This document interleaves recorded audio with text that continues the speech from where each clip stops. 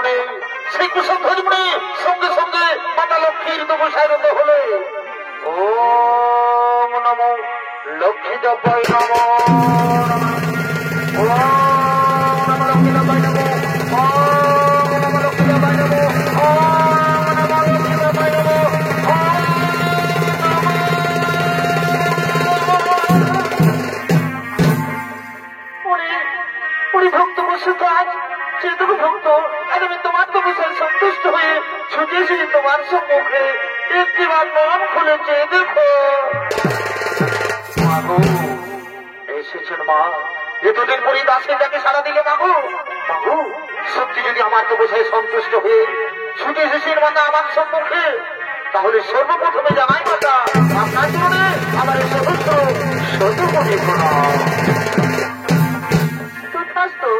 দীর্ঘজীবী ভক্ত বলে ভক্ত তৃণমূল পুলিশ আরাধন আজ আমি তোমার মনোবাঞ্ছা নিশ্চয় করিব পূরণ।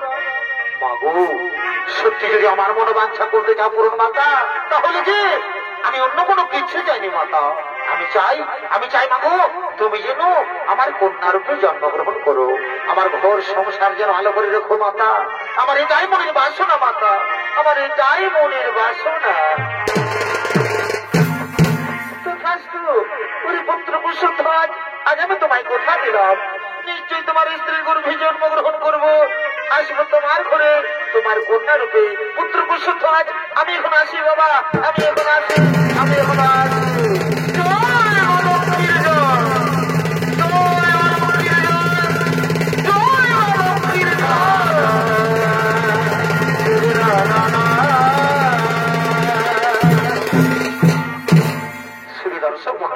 এদিকে মাতা লক্ষ্মী কুসুমধ্বজ কন্যা রূপে জন্মগ্রহণ করেছেন, আর সেই কন্যার নাম রাখা হয় বেদবতী। তাই সেই বেদবতী দিনে দিনে বড় হয়ে তিনি ছুড়ে তুলেছেন দিকে, আর ওদিকে ওদিকে এমন সময় অসুরাজা শম্ভু উনি সুন্দরী সেনাপতি তারাও শুনে চলেছেন সেই ফুলের বাগানের দিকে।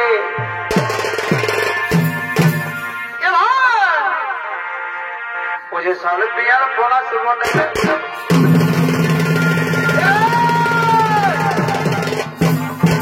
বলছি দাঁড়া দাঁড়া দাঁড়া আমার কথা একটু শুনছিস নাই একবারে দিল সে মহিলাকে খাইয়ে আর ধরে ধরে আসতেছিলি ছাড়িয়ে চলে গেল একবারে মনে হলি না কত আগে আই শোন শোন শোন শোন এ ভাই সাল পিয়া बोला सुमन বারে ভাই আমাদের পুরুলিয়ায় আলে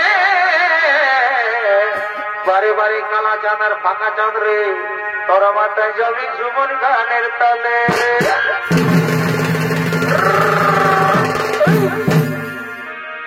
আমাদের চড়ে দায় গেলে রে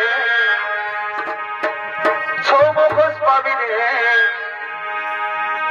আমাদের চড়ে দায় গেলে রে ছৌমুখোশ পাবি রে তোর মাথায় যাবি গৌর গানের তালে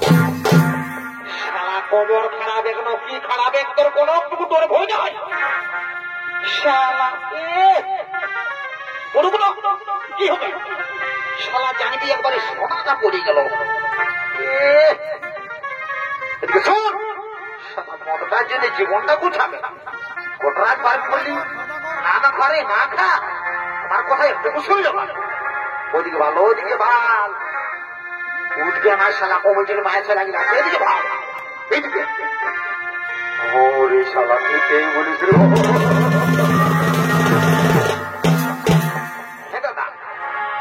তুই কি করে থানায় পালিস রে ভাই বাঙালি দিবি বলছি আমি যখন কোনো থানায় পাচ্ছি নাই রে তুই দিলসে মহিলাটা ছাড়বি শুনে থানায় পাবিস তোকে বার করলি না দিলসে মহিলাটা না খা তুই কোথাও থানায় পাবি শুনে ঢুকে যাই আমি যাচ্ছি কোনরকম করে যদি আমার সঙ্গে সেটিংটা হয়ে যায় না তো তোকে আর দিলসে খান্ড হবে না রে তোকে একবারে লাল কিনে দিব লাল কি লাল দাদা তুই আমাকে লাল কিনে দিবি তুই ওটা বন্য তুই ভাই মনে করে আজ পর্যন্ত বলবো বাইগন পাতিকে কষ্টে খাওয়াচ্ছিস আর তুই আমাকে লাল কিনে দিবি রাম রাম রাম রে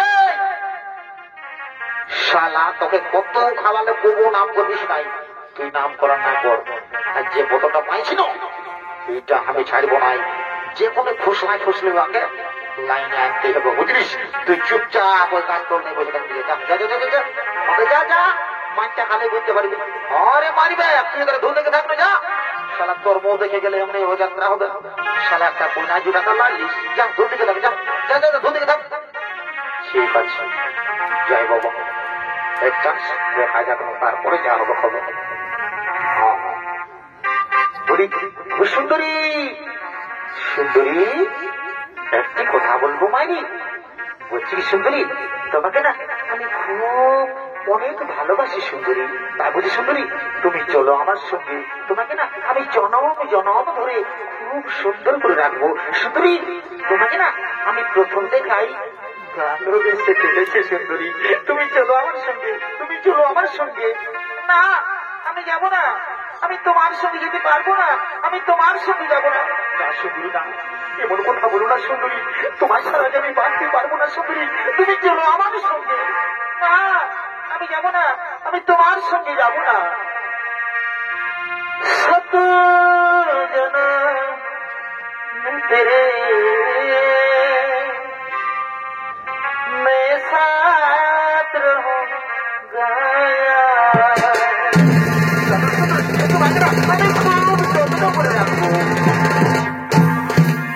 मर भी गया तो मैं तुझे मैं करता रहूंगा प्यार। আমি খুব যত্ন করে রাখবো। তুমি চলো আমার সঙ্গে। না আমি বললাম না যাব না, আমি তোমার সঙ্গে যাব না, আমি তোমার সঙ্গে যাব না। রে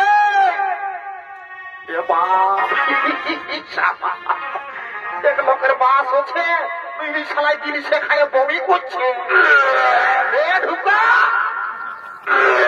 ঢুকা শালা, শালা বদনাইমে বাদাম ভাজা। এদিকে শুন শুন, লেডিসরা বলছে তোর সঙ্গে না, আমার সঙ্গে বলছে না যাবো। ঠিকই বলল, নাই তো যাবে। তুই কি মনে ভাবিস দাদা, তোর সঙ্গে একবারে পড়ে চলে যাবে? শুন দাদা, আমি মাতাল হতে পারি, বুঝলিস না? তোকে দাদা বলে আমি বলি নাই, মা কালি তুমি বলছি, তোর মুটা ন 1.5 কিলোমিটার তুমি পচা পচা গন্ধ করে, আর লেডিসটা তোর সঙ্গে যাবে, কচু যাবে। শোন, তুই আমাকে এখনো চিনিস নাই, শালা আমি উস্কান্ডুয়ে পাটি বসি, উস্কান্ডুব ছাড়ি দেবো, মানে বুঝলিস? তুই শালা কচু বুঝলিস। এর মহারাজকে খবরটা দিব, আর মহারাজ যা পারিবে করবে। ও 14 বছর মহারাজ বাসা দিল।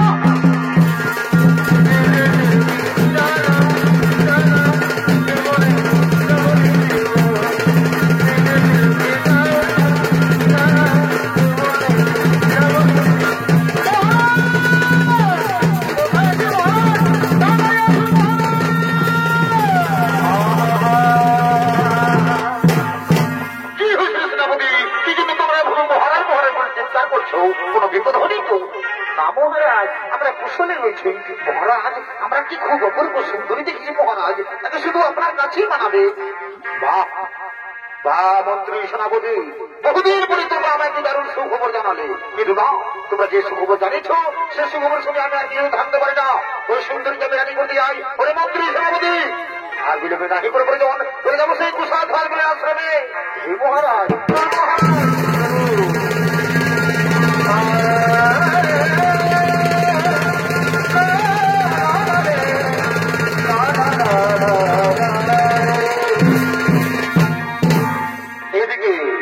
এদিকে সেই অসুবিধা শম্ভু বেদবতীকে রানী করার জন্য তাদের মন্ত্রী সেনাপতিকে নিয়ে কুশল ধর্মী আশ্রমের দিকে আগমন করছে।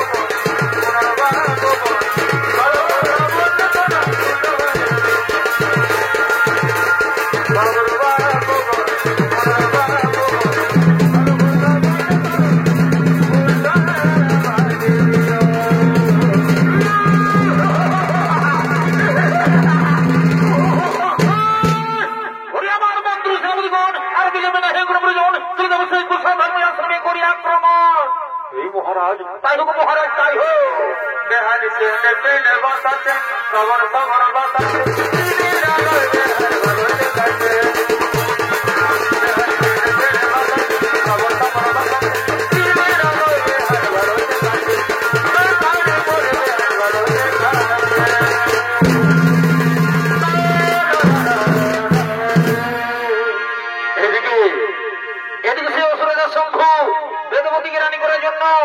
সেই কুশল ধর্মের আশ্রমের দিকে আগমন করেছেন।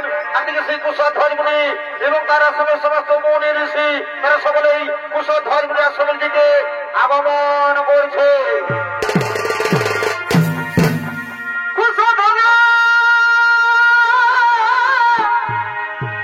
মনে ছিল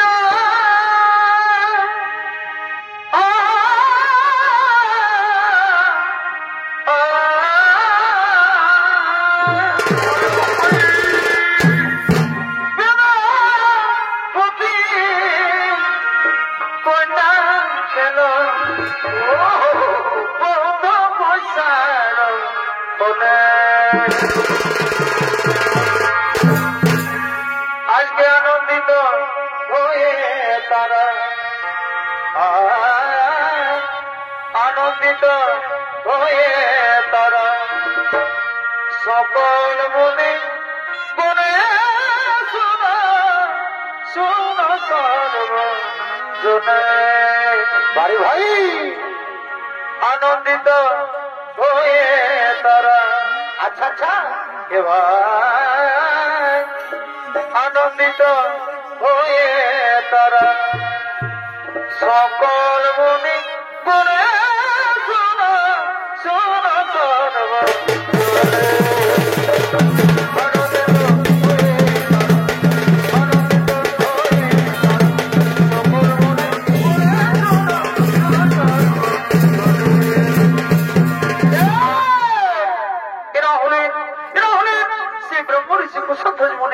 এবং তাদের আশ্রমের সমস্ত মনে ঋষিগণ সে আশ্রমের দিকে আগমন করছে।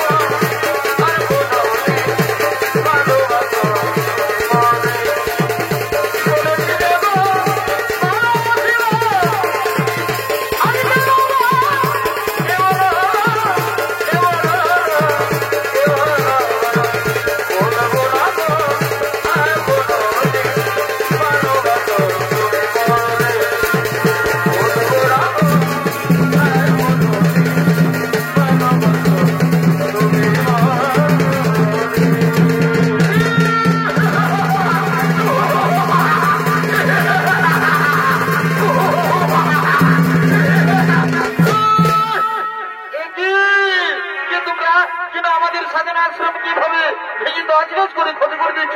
পরিচয় দাও, পরিচয় দাও, আমাদের পরিচয় দাও। কি বললো মণিবর? আমার পরিচয়? ওহে মণিবর, আমি হলাম অসুরদের শম্ভু। আমি তোমার মেয়ে বেদবতীকে রানী করে নিতে চাই। কোথায় তোমার কন্যা? কোথায় বেদবতী? সাবধান, সাবধান অসুর গোলাঙ্গার। এই আশ্রমের দিকে পাওয়া যাবে না। এই আশ্রমের মধ্যে আমাদের পরিবার রয়েছে। এই আশ্রমের দিকে যখন চাইলে তোমরা কি আমাদের সঙ্গে যুদ্ধ করতে হবে? কি যুদ্ধ? হ্যাঁ মণিবর, হ্যাঁ, প্রয়োজন হলে যুদ্ধ করবো। তবু তোমার মেয়েকে আমরা রানী করে নিয়ে যাবো। মণিবর, এই মহাযুদ্ধে মৃত্যুর জন্য তৈরি হয়ে যায়।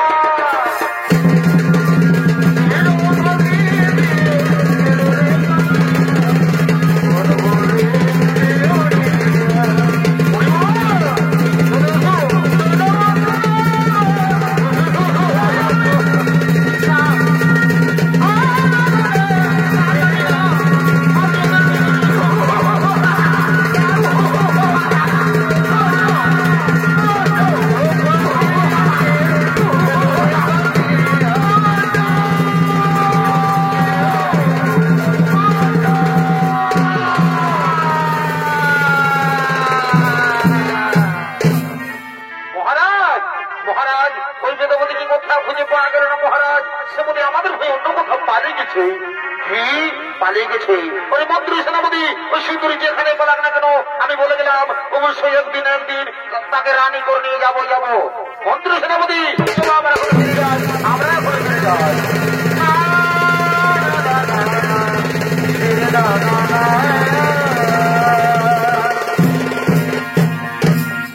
মাতা,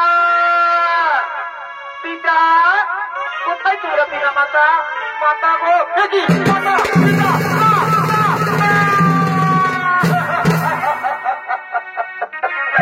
পিতা, কি হয়েছে তোমাদের?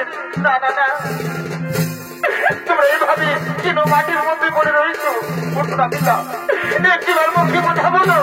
না না না, আমার মাতা পিতা বলে আমাকে আর কোনোদিন পুত্রী বলে ডাকবে না। তবে আমিও চাই না আমার মাতা পিতা ছাড়া আমি পৃথিবীতে আর বেঁচে থাকবে।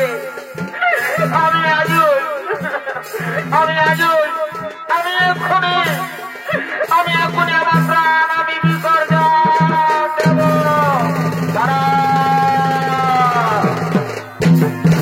তারা পুত্রী, এই পাপ কাজে তুমি করো না। পাপ? কিসের পাপ? আমার পিতা মাতা কে এমন পাপ করেছিল যে তাদের এমন পরিণতি হলো? না পুত্রী, তারা কোনো পাপ করেনি, কিন্তু বিধাতার বিপদ কে বদলাবে বলো? তাহলে আপনি তো দেবগুরু, বলুন আমার যে পৃথিবীতে আর কেউ নেই, আমি কার চোখে বেঁচে থাকবো? কেমন করে বেঁচে থাকবো? এর উপায় আপনি আমায় বলে দিন পিতামহ, এর উপায় আপনি আমায় বলে দিন। শোনো পুত্রী, তোমার জন্ম হয়েছে বিশেষ উদ্দেশ্যে, তুমি শ্রী লক্ষ্মীর অংশ। তাই পুত্রী, আমি বলি যে তোমার জীবনখানি প্রভু শ্রী নারায়ণের চরণে সমর্পিত করো। প্রভু শ্রী নারায়ণের চরণে সমর্পিত করো পুত্রী। আমি এখন আসি পুত্রী, আমি এখন আসি।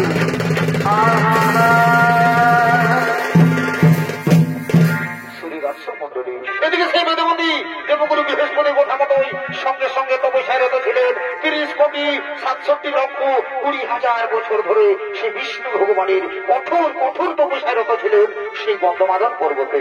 আর এদিকে এমন সময় লঙ্কার রাজা রাবণ তার পুষ্পকৃতি করে যেতে যেতে ক্লান্ত হয়ে পড়েন। তাই তিনি বিশ্রাম করার জন্য